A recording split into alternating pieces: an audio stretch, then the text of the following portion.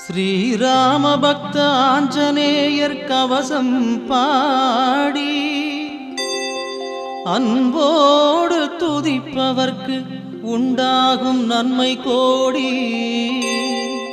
பேராற்றல் கொண்டிருக்கும் மாருதி நீயே, உனை போற்றி பாட வந்தோம், நீ அருள் செய்வாயே.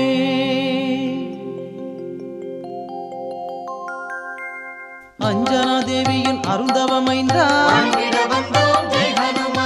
அன்புடையோரை காப்பவன் நீயே.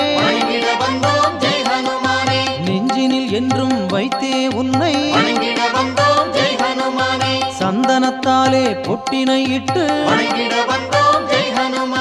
சிந்தையில் வந்து நிறைந்தவன் நீயே.